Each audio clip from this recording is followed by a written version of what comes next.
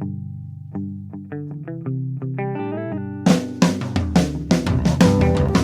only real God is the one that you believe in. Start looking for the God in others. And if you find you're tuning into a wave, well then I don't know much about being saved. Hello, everybody. Hello, friends. Welcome into another episode of Spiritual Philosophy Chatter with the Joneses. I'm Danny Jones. And I am Samantha Jones. And this is episode 202. 202. What are we talking about today? This is your spirit team. Cool. I love to talk about Yay. these things. It makes me so excited and happy. Happy and warm and fuzzy. Totally. Cool.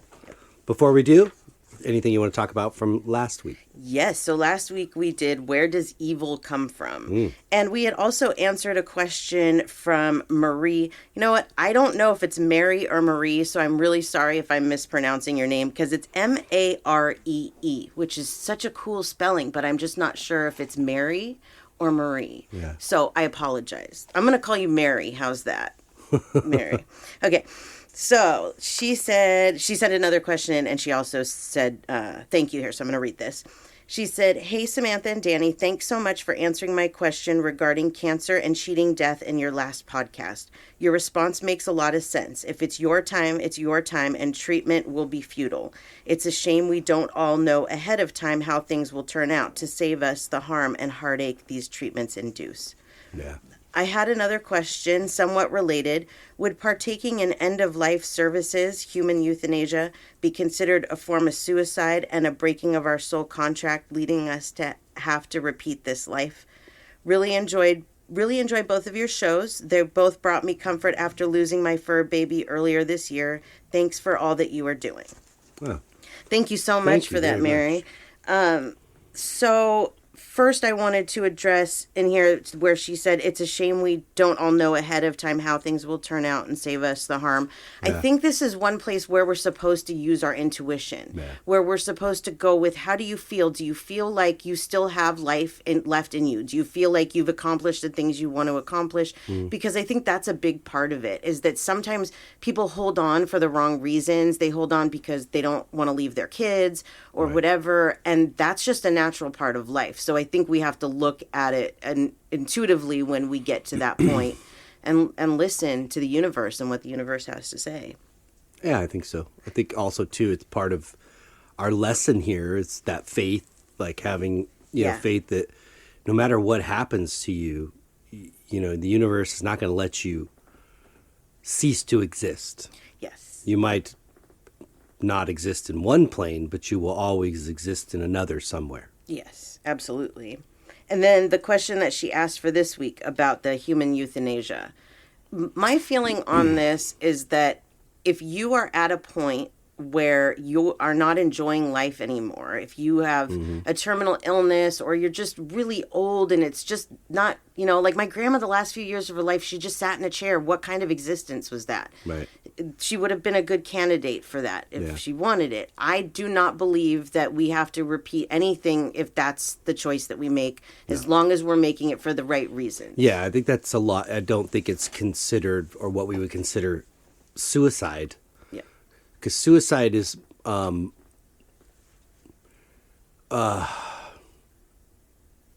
feels like that happens more often to escape something else besides.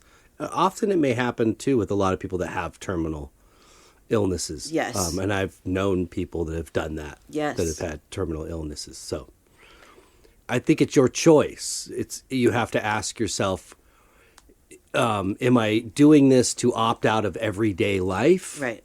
Or am I doing this to avoid a painful, suffering end? So while you were sitting here talking about this, I actually connected to somebody on the other side that we know. Marina had a best friend when she was younger that had really, really bad cancer and killed himself. And so I asked him, can you tell me what that did for you over there? And what I'm feeling from it is that it's not about repeating a lesson. he shouldn't have done things. What he's telling me is he shouldn't have done things the way that he did, that there were lessons that he didn't learn in that, but the suicide part itself was not a big deal. Like, he could have gone to a clinic and, gotten Euthanasia. Right, exactly. Just the way that it was done, because of the trauma that it caused to his family, what they saw, what they experienced afterwards, Right. that's where the problems lie with what he did. Yeah. But not because he had cancer and wanted to get out of here. Right. That's not Yes. that's what I'm feeling. So I hope that answers your question. Yeah, I think that's a good answer. Yeah. Cool.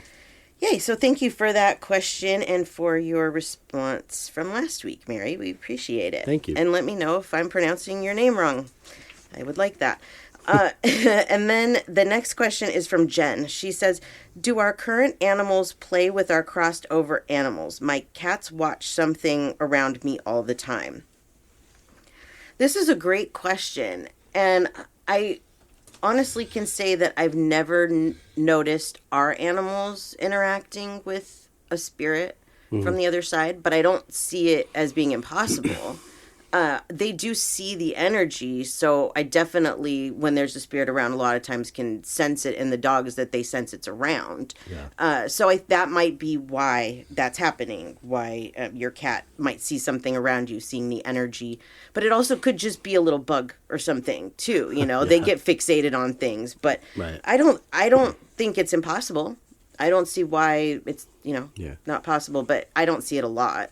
No, I mean, I've catch, hours throughout the years kind of staring off into a direction where you're going, well, there's no window and there's nobody there. Yeah. Why are they just staring off over there, Yeah. That I wonder, like, are they seeing something? Yeah, and Betty here, she's like notorious for everybody being totally still and silent. There's nothing going on, and then she starts. But like, is Sequoia come around them, Uh-huh. kind of thing, I think is sort of what her question was too. Yeah, I think they come around. Yeah. They're around, but as far as like playing, like when we throw the ball for one of the other dogs, does our dog that's passed over, Sequoia, does she come and play and chase the ball? I've never seen that happen, Right. but I'm not saying it doesn't. I've Right. just never personally seen or felt that happen. So, but it absolutely could be. So I hope that at least kind of answers your question, Jen. Thanks, Jen. Thanks. And then we do a reading every week. This one is for Mickey. She says, hi, Samantha. If possible, I think I'm ready for one, and this time for myself. Not really sure my question. More so, I guess I just wonder sometimes what the upcoming years look like for me with work. Just a little background. I left my career of 12 years to stay home with my 3 girls in October 2020.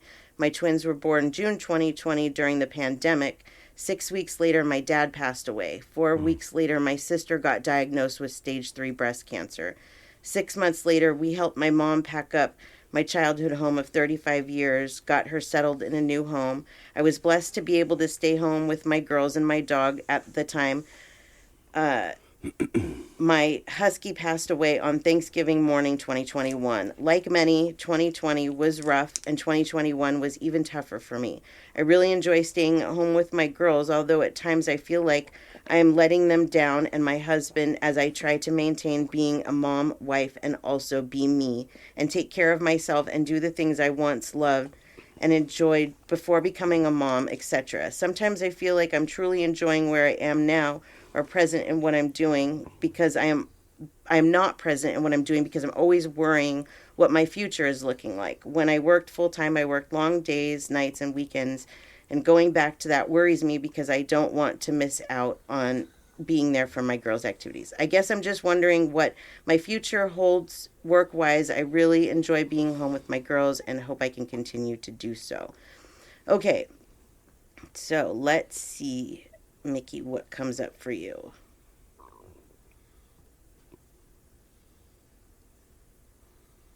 First of all, I'm really sorry for all of the loss that you've had. Yeah, you've had quite a bit. Yeah, and everything that you've been through. And I know from working with people that this is one of the things that triggers a spiritual awakening, is when there's so much loss around you. And I feel like this was one of the reasons that these things happened. I mean, they all happened for their own reason, for the person that they were that it happened to, really.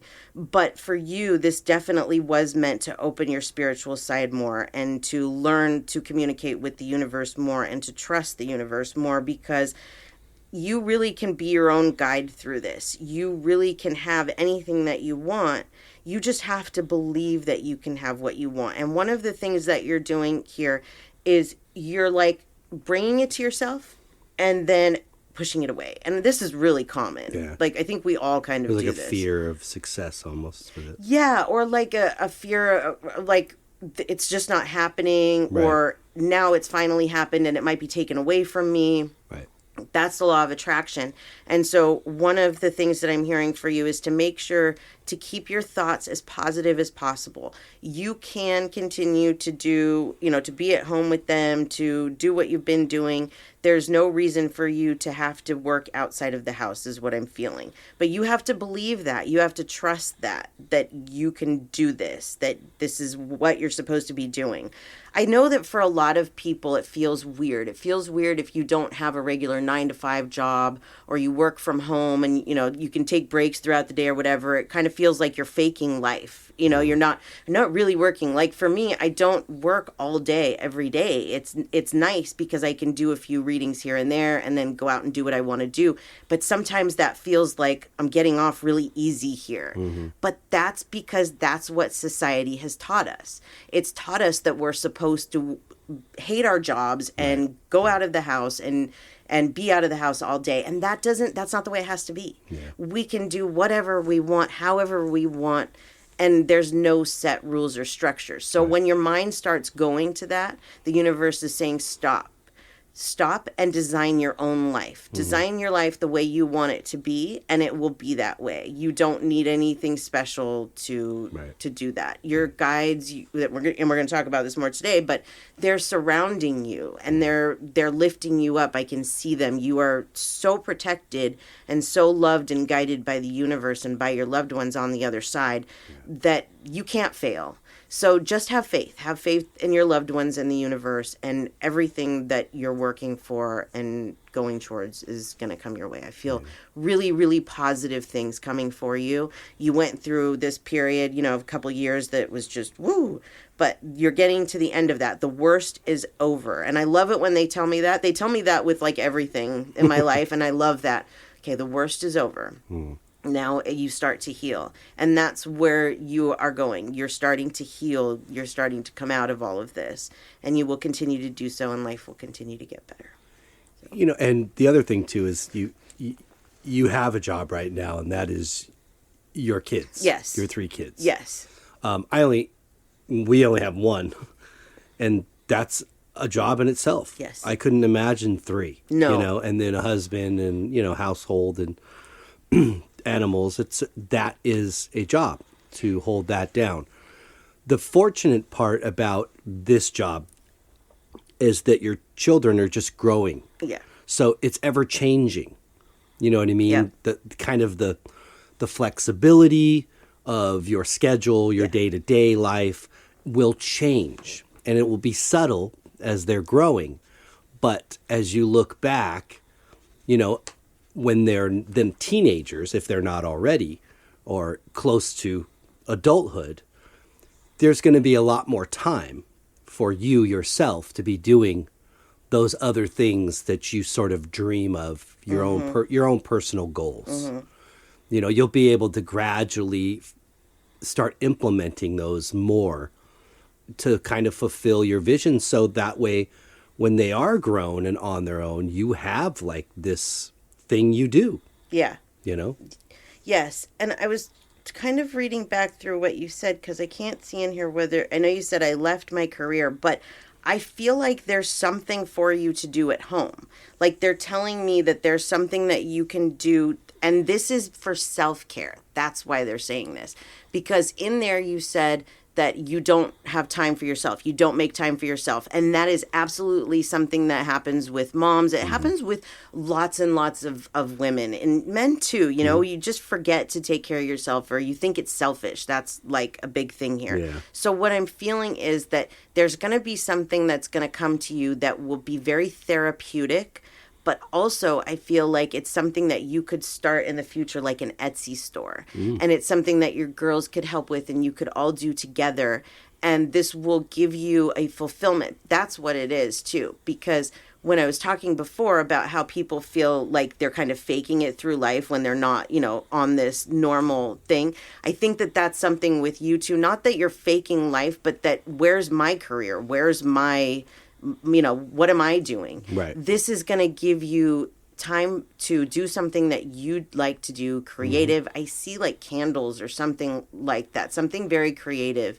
So this is going to come in, I want to say within the next 6 months, you'll get this inspiration to start doing this. And this is going to be a project that you will work on with your girls. It will be a part of your self-care and it will be very, very healthy for you. So That's cool. So yeah. Nice. So there you go. So thank you so much for that, Mickey. Thanks, Mickey. Yep. All right, and then let's give our info before we Do it. move on. Okay, so you can find me at SamanthaJonesPsychicMedium.com. I have a radio show that airs every Wednesday on VoiceAmerica.com on the Empowerment Channel at 10 a.m. Pacific Standard Time. You can find links to that on the website as well. Yay. And then for you. Yes, for my art, djonesartcollection.com for the web, at djonesartcollection for Instagram, Facebook, and TikTok. Fabulous. That's it for me. Wonderful. All right, let's do it. Episode 202, Your Spirit Team. I love to talk about my spirit team, and I think my spirit team loves it when I talk about them. Yeah, absolutely. Right. So this is something that I get asked about a lot is like spirit guides, spirit team, who's there, who's guiding me, who's helping me. What are they doing? And how are they doing it? Like how can I do they... communicate with them? Right. Yeah, all of those good things. So first of all, spirit guides can be a wide variety of different types of souls and spirits. Some spirit guides have been with you your entire life since you were born. Others come onto your team as they're needed or as your loved ones pass away, too. I now look at death so much differently than I did before this. But one of the reasons I do is because with each person that dies, I feel like I have somebody else on my team. Yeah. And I feel like they each bring something so unique to my spirit team. And those things they help me with in life, those particular things. And we'll talk about that more later. But some spirit guides are beings that have transitioned into the afterlife. But rather than reincarnating back to Earth right away, they've decided that they want to stay there and be spirit guides. There's other types of spirit guides that have never actually been on Earth. They're just souls that, they choose to stay there and learn by helping you. And then, of course, there's our family that's passed away that ends up being guides for us as well. So you have regular spirit guides. So let's talk about each one of these for a minute. So regular spirit guides, these are the ones that like you're born with, that they're there for you from the beginning. And a lot of times... That you don't necessarily, you're not related to per se. No. They're assigned to you. Mm-hmm. And these are usually the souls that either have things that they need to learn that they're not going to be able to learn on Earth. And so they're helping you to learn your lessons. Right. Or they could just be, like I said, that they are always there. One of the testimonies in one of Dolores Cannon's books talks about that and talked about how we're we are assigned, each of us, two spirit guides.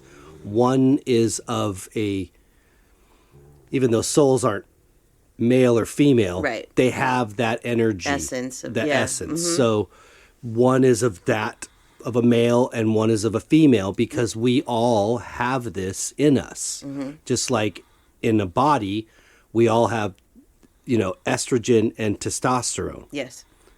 So. Yes, absolutely. And that balances. It's the balance. Yep. That's what they're trying to work with you with. Yep. So if you only had one guide from one point of view, I think that's why it's necessary or very helpful to have multiple guides or a spirit team. Yes, absolutely. Absolutely. These guides, they get to know you inside and out, and they can help you through so many different things in your life. And they are always there for you. when I first started learning about this kind of stuff, I was in my early 20s and was going to this woman that was an acupressurist, but she was also a past life regressionist.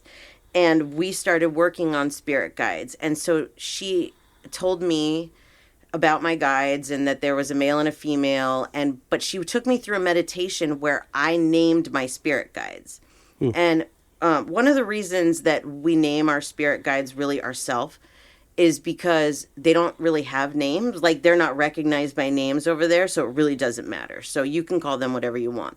The interesting thing about this, and I still don't know why, is that the names that I picked for my spirit guides were Anastasia and Christian. I loved both of those names.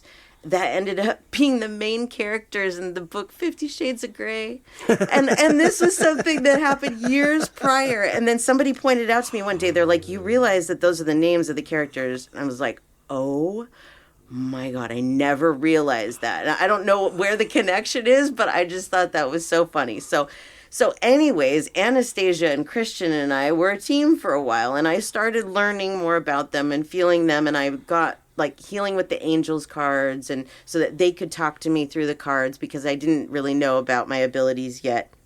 And then my mom died, and things really changed for me at that time because I first went into that depression where it was like, I don't want to even believe that there's another side. You know? The other side thing too is that Linda showed up and was like, oh God.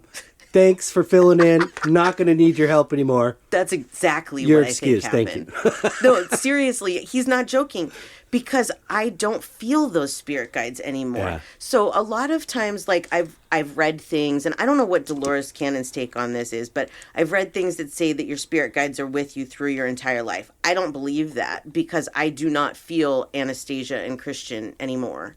And I never have them come through and tell me that they're there. They could, but maybe they're more of a background, Maybe. And so their energy isn't sort of up front. Yeah, it's kind of like when you're dealing with somebody that maybe might be new there. Yep. Back there. They're just kind of more faint and in the background. Yep. But they're, because one of the times we channeled with your mom, I believe it was your mom, that she shared the name of one of mine. Somebody did.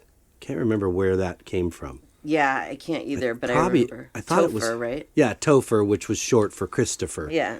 But they wouldn't share the other one. Mm-hmm. They're like, you have to figure that out. Mm-hmm. And I'm like, what? I don't think that what they meant was figure it out. Maybe or I interpreted that. Yes, exactly. Right. Because they don't really, have names per se. Right. They're just recognize each other's soul. Like my mom, Linda, she was Linda in that life, but she's been many other others. Things. Yes. Yeah. So yeah.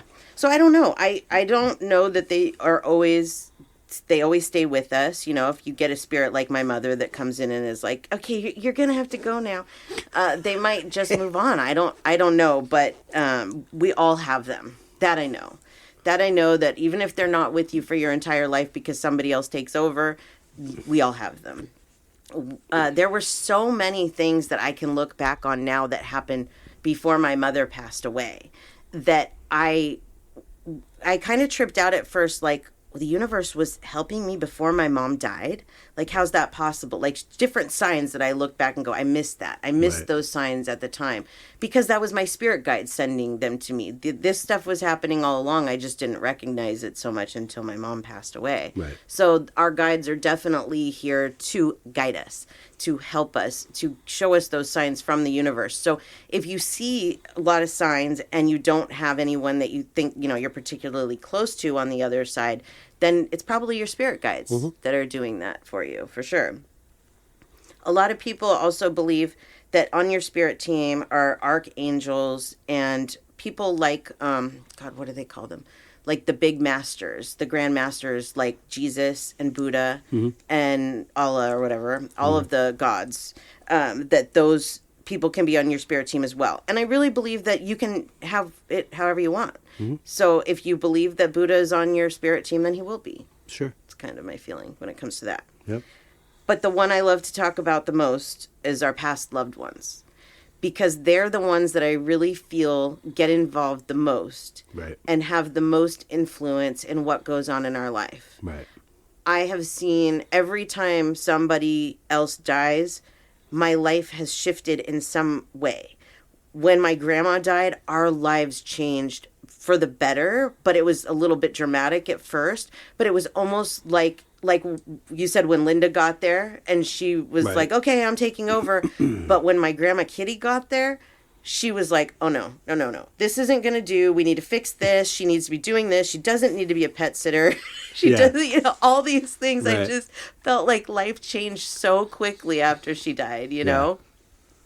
And just everybody that I had that I've lost, I feel their presence on my team now. And when I have somebody or like a particular issue, if I'm struggling with something, I think of the spirit that I know that would be the one that I would go to in life with that problem. Yeah. And that's who I go to, because it's not always my mom, you know?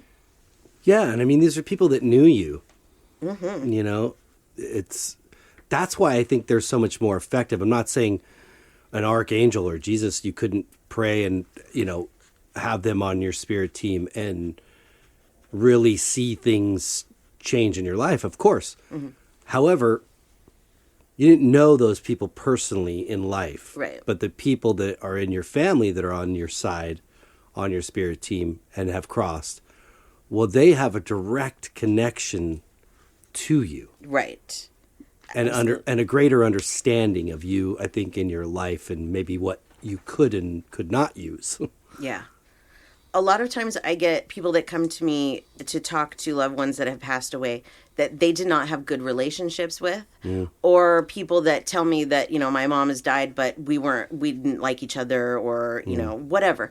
That soul is still on your spirit team, because it's a soul and they were here to learn with you, and it's not about what actually happened in the life. It's what you decided from your soul contracts and all of that you were going to do in this life. So even if you have a parent or a sibling or whatever that you were estranged from, they're still there and they're still guiding you. And it really is a big part of their karmic plan to be there for you, because it helps them as well. Like my mom, there were so many things that she did not teach me that she should have taught me when I was younger, that now she is teaching me. And so that's what they try and do is, okay, I kind of screwed up here. So let me see how I can make it right, how I can heal the damage that I've done. Yeah. So I think that that's a big reason why our loved ones get involved too, is because they want to heal the relationships. They want to help. I have a sister, Amanda. We're half sisters, so we have different mothers. And her mother recently passed away, and they were not on speaking terms. And her mom is around all the time now and is helping her. And it's amazing the things that have happened since her mom passed away. And I think the fact that we all play, you know, or add to this karmic wheel, that when we cross and we're in heaven and we're trying to help our loved ones that are still down here, you know, in a body, we're helping them, but we're also healing that karma. We're trying to reverse that. That's the whole purpose of understanding the wrongs that we've done, and then how can we help through divinity, if you will, the others that we have affected. Yep. And it doesn't necessarily even have to be like big things like the lessons or whatever. It can be that they want to help you with different projects in your life. Like writing music. I'm sure that and painting. Your Uncle Greg probably helps you when you're painting, and you get little inspirations, things that come to you. There was a time when I was painting rocks, and my the man I was raised to believe with, my father, John, he started talking to me and telling me how to draw and giving me tips of how to make things better, and because he loved to draw. So they do those things. They try and help us. Marina's grandma, I don't really cook much anymore, but when I did, she would help me to cook things for Marina that she liked. So they will help us and guide us on those things as well. It doesn't just have to be, you know, the big things in our life. True. One question I get asked here a lot too is about animals. Do we have animals on our spirit team? And I believe absolutely that we do, because they're there for us. Yeah. They're there on the other side. So why wouldn't they be a part of our team?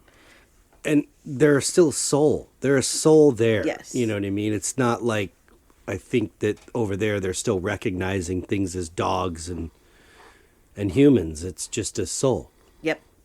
So if you're not a medium, how do you talk to or connect to your spirit team? What are some ways that you can do that? Some of the big ways that they like to communicate, first of all, is through numbers. You hear the term angel numbers, and 111, 222, whatever it is. You have your own numbers you might see all the time, angel numbers. That is your spirit team talking to you. I have particular numbers for particular people, so I know who's talking to me. I still see the same things everybody else does, like the 1111 and all that. But I just look at those as the universe talking to me when I see those kinds of signs. Right. It doesn't have to necessarily be one guide in particular. It's the universe that's talking to me. Right. But they'd love to use their numbers. Music is another way. Right.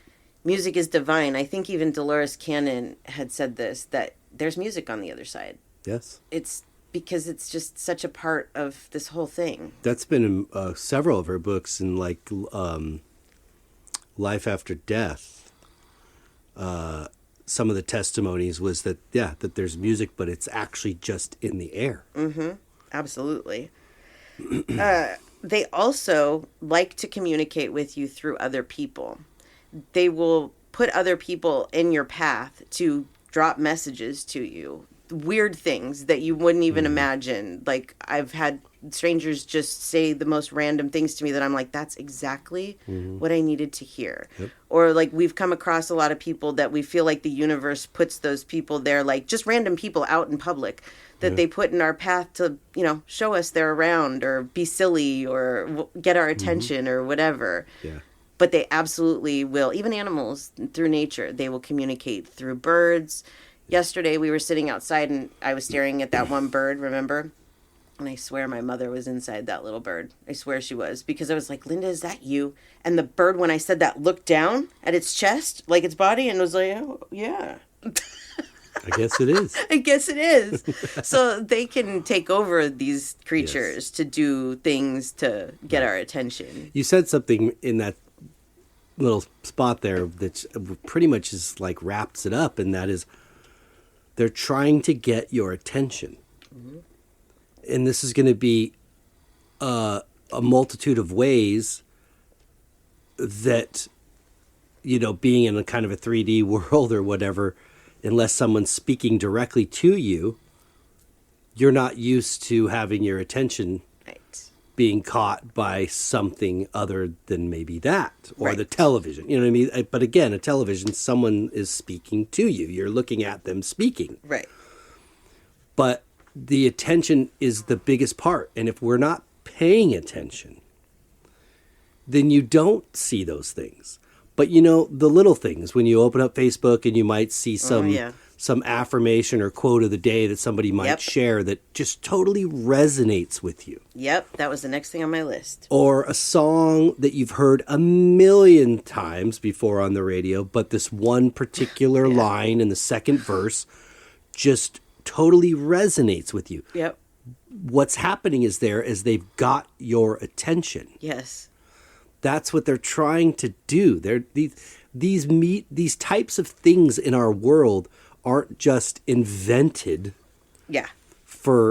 because we were bored, nothing else to do. They have no other meaning than just simple entertainment. Yep. It's wonderful entertainment, but it's much more than entertainment.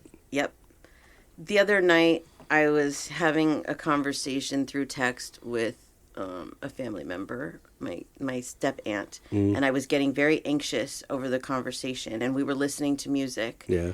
And all of a sudden, one of my grandfather's songs came on. And you just had it on like some random shuffle list that was, Apple Music, that any song in the world could have come up. Yeah. And it was his daughter I was talking to.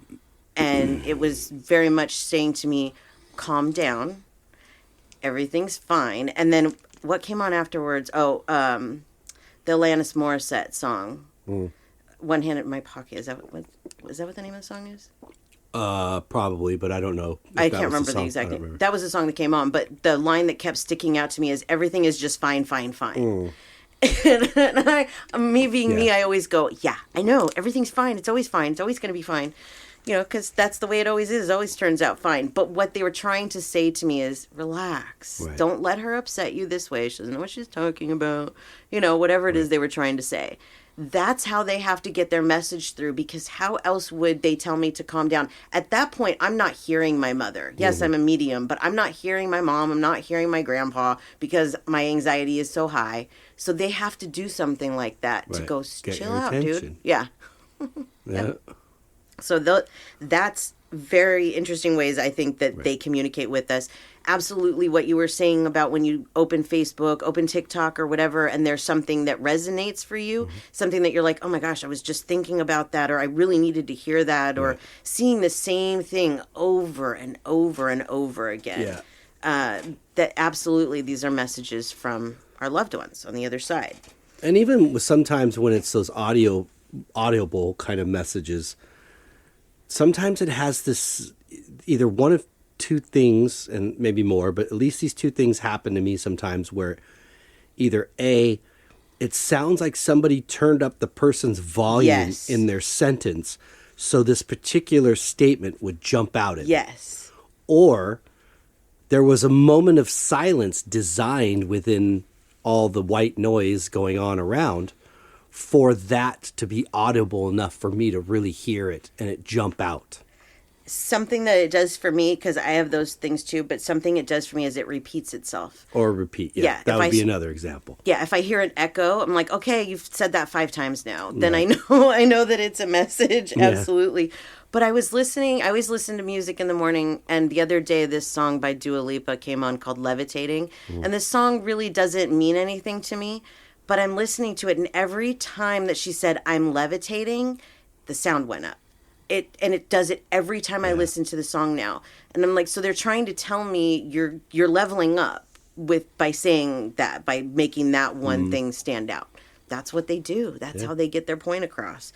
1,000,001 ways. I could sit here all day and tell you the different ways. And why, so the big question for me, or what interests me, is why is it that moment or that statement or whatever it is that I'm hearing, is that happening? Not only why is that happening, but it's happening because why is it happening? How do I say this? It has to do with something that pertains to something in my mind. Right? It's not just a hearing a Kiss song, rock and roll all night, party every day. I mean, something about it that's connecting to my intellect. Yes. Of something I'm dealing with. Yep. And it happens simultaneously at that moment. Like, why that line? That's right. Why not another line that didn't pertain, the volume would go up? Yep. Or there would be a moment of kind of other silence around, so it would really catch me, like I said. Yep. Because it's pertaining to what's going on within me. Yes. Or it pertains to the situation. Like my grandfather's song, there's only one line in that song that stands out that means anything to me. The rest of the song is kind of degrading, actually. But it's just that one line that stands out, and I know that that's him. Every song isn't written for you. You know what I mean? Like, it's not written exactly for your situation. So they have to use certain lines because that's what works for you. And it's not always going to be, most of the time, it's not going to be a whole song. There might every once in a while be a song that you're like, whoa, that every line. But usually no. No. Usually not. Yep. So how do you communicate with them? How do you know that these things are going on? First of all, keep an eye out for the signs and never discount anything as a coincidence. There's no such thing as a coincidence. I hear my mother's name so much, and it's not even once is it a coincidence. Yes. I know every time. There she is again. Yeah. So what I do whenever I see a sign is I say hello. Whether it's to a specific spirit because I know it's them, or to the universe. Hello, thank you for the sign. Sometimes it just gets to be a lot where you seeing them like constantly and like, okay, thanks. Hello. Hi, thank Hello. you. Hello. Hello. But acknowledging them and taking this coincidence word out of the equation, I think is important. Yes. Yep. Also being present in your day-to-day life. If you are literally have blinders on and you're seeing nothing and paying no attention, or you might not see any signs. You might not hear the music because you're in your own head. Right. So sometimes they can shake me out of it, like if I'm in my own head and then I am drawn to music or whatever. But a lot of times it's like if you're there arguing in your own head or you're just not even there, they can't get through. Yeah. It just, yeah. Your statement about the coincidence, I think, is right on. I think getting away from that way of thinking, because using that term, for me, takes away all deeper meaning to anything. Yep. It just means it's all random. Yep. And I can't, there's no way I can accept that with all the things that have happened in my life. And then the things I think about that have happened in other people's lives that I know, that it can't be coincidence. Yep. Nope. Absolutely not.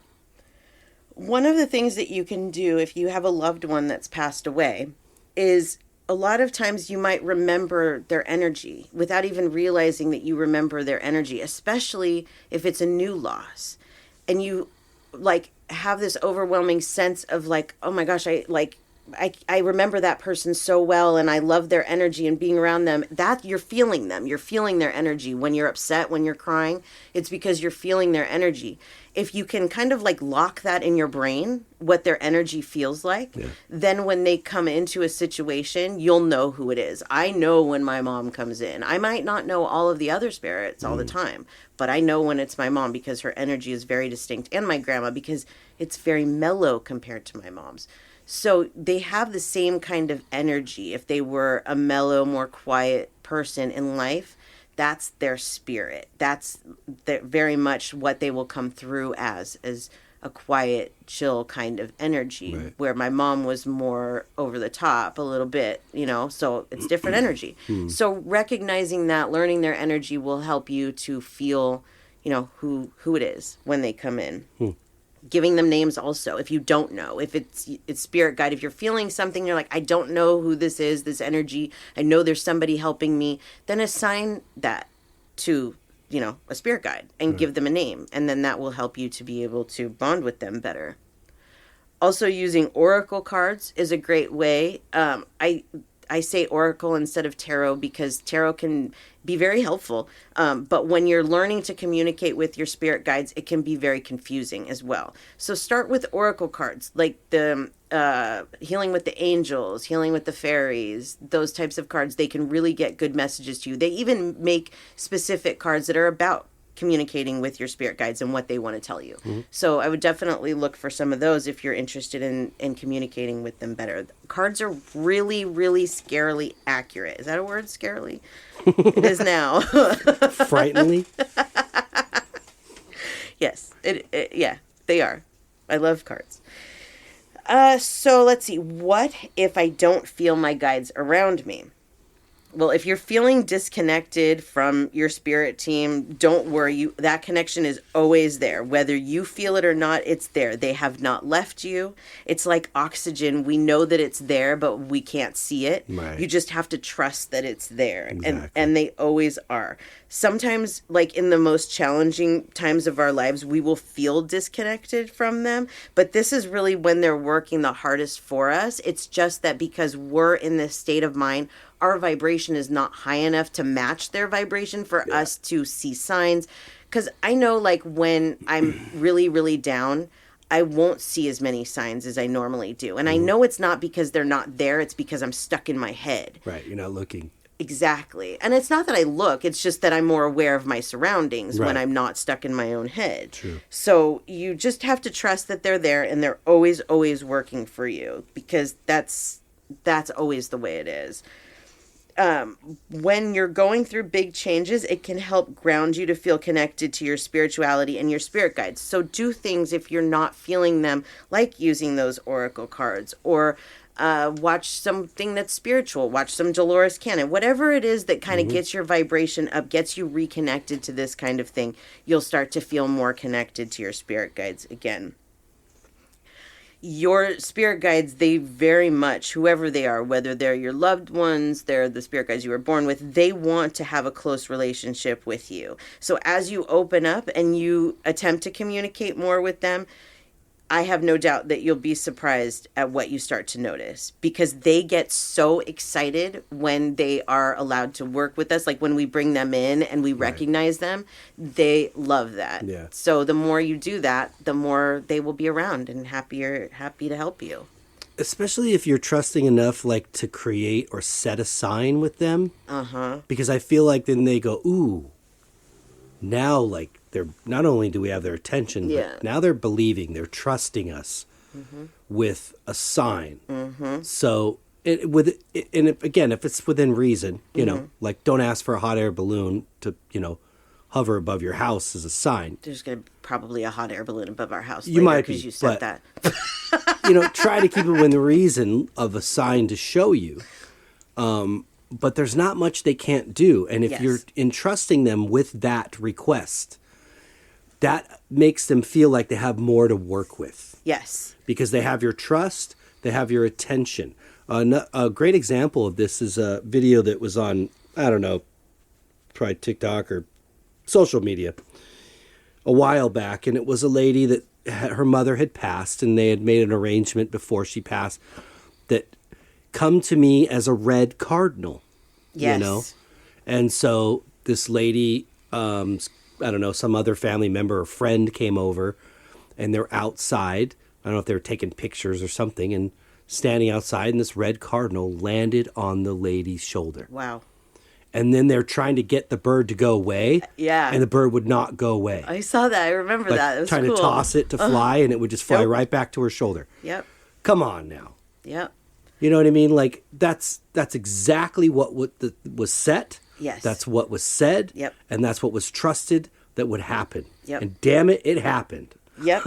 And it will. Absolutely. You know? Absolutely. I did that with my ex-mother-in-law and my grandma, that I asked them for specific signs. One of them for my grandma was windmills. And a few days after she passed away, we went to Disney World. And when we got into the plane, one of the very first things I did, for whatever reason, is I reached into your front seat pocket, pocket in front of you. And there was a stroopwafel cookie in there and they have windmills on them. Yeah. Yeah. And I was like, oh my gosh, that was so quick. How's she here already? You know, but that was her way of saying, enjoy your trip. But yeah, that's a great thing to do too, is that if you have a loved one that you know is going to pass, set signs with them, because that's absolutely, they will do that. They love to do that. So every week I ask our listeners if they have anything they want to ask or anything that they want to share. And so we have a few minutes, so let's read what they had to say. Yeah. So Nancy said, I knew February 2008. I was involved in a rollover accident. I should have hit at least 3 cars on the expressway before landing upside down in the median.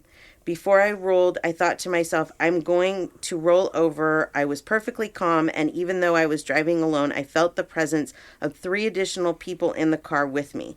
It was very strange, the feeling of being perfectly safe.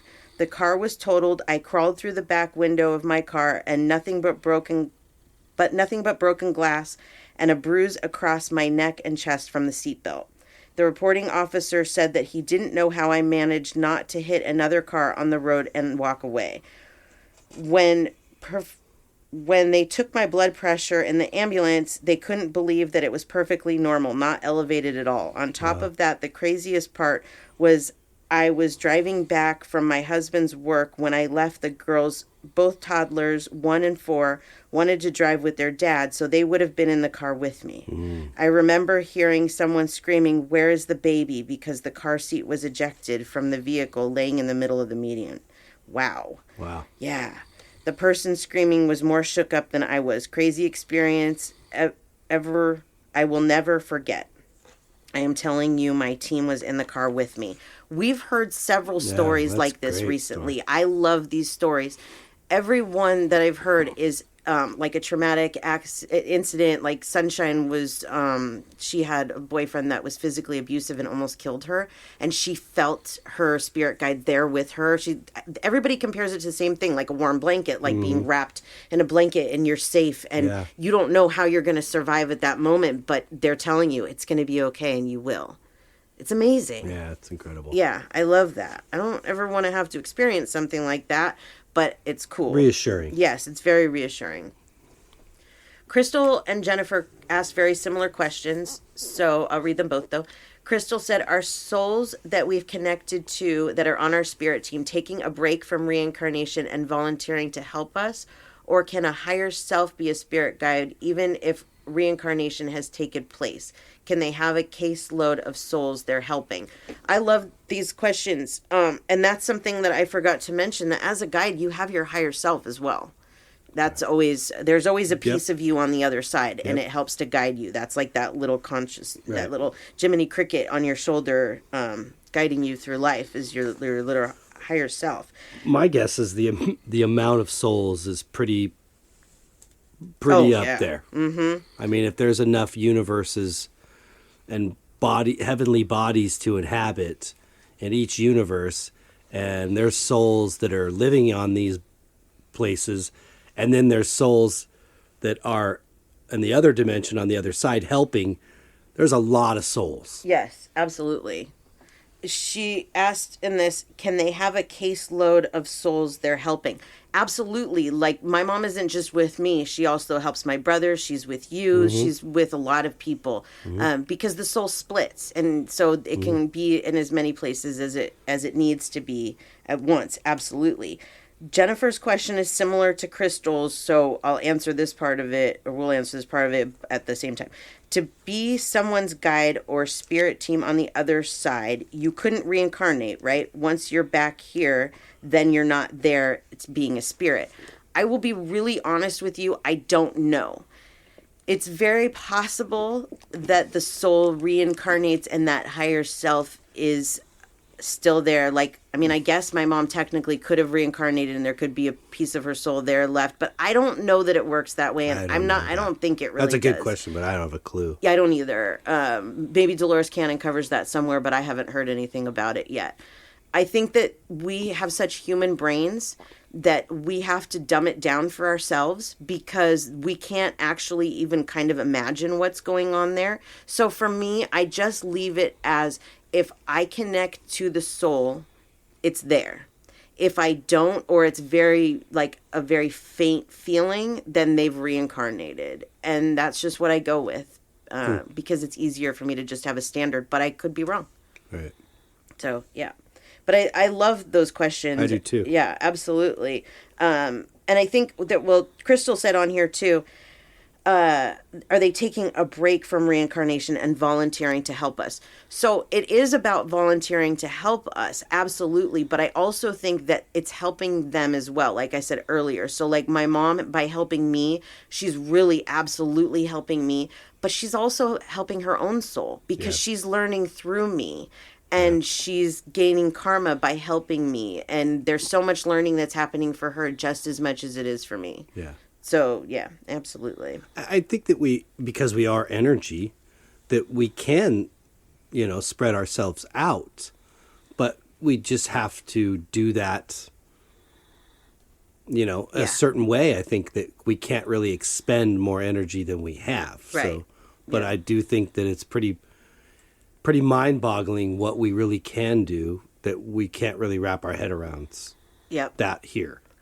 Things that they can't do, so there's all these videos that are always going around TikTok and whatever of things flying across the room and doors slamming shut really quick and stuff like that. They don't do that stuff. That stuff is made up. It's for entertainment purposes only. Things that spirits can do, the biggest thing that they can do is interact with electricity because they are energy. Mm-hmm. So they can't flip a light switch off and on, but they can go into the light and play with it so that it flickers. Yeah. So I think that that's a good way to know whether something is real or not. Like if you're hearing something slamming across the house, it's probably not your spirit guide slamming the door to get your attention. But if you're seeing a light in your house, like we have a stoplight in our living room that the yellow part of it flickers sometimes, they always get my attention with that. Yeah. That's the kind of stuff that they will do. It's not the spooky stuff. They will never hurt you. And I will say it again. I always do. There's no such thing as evil spirits. You don't have anybody bad on your spirit team. There's nobody there that's like the little devil going, ooh, I'm going to get her in trouble. Right. Nothing like that at all. Nobody wants to be bad there. No. There's no reason. Right, yeah. We're so trapped in human thoughts that we can't grasp the fact that heaven is a completely different place. Mm-hmm. And there's no evil there. There's no bad. There's no anything like that. It's all for the greater good. Mm-hmm. That's the biggest thing right there, is it's all for the greater good. Yep.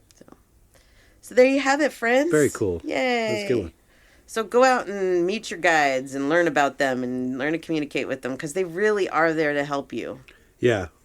And the more that you ask, the more they will. I think, like, again, it's what do we show this person that they're going to recognize? Yes, exactly. Exactly. They could put a million things in front of you and you would just be oblivious. But if you're actually asking for something to be shown to you, then they're like, game on. Yep, absolutely. That's what we're here for. Absolutely, they are. To show you and kind of, alleviate your worry about all this. Absolutely. Which shows you, like, people flipping in cars and feeling perfectly fine and comfortable and safe. That shows you they're here to alleviate your worry. Absolutely. They're here to protect. If it's not your time, it's not your time, and they will do what they need to do to protect you. Yeah. Absolutely. Pretty cool. Yay.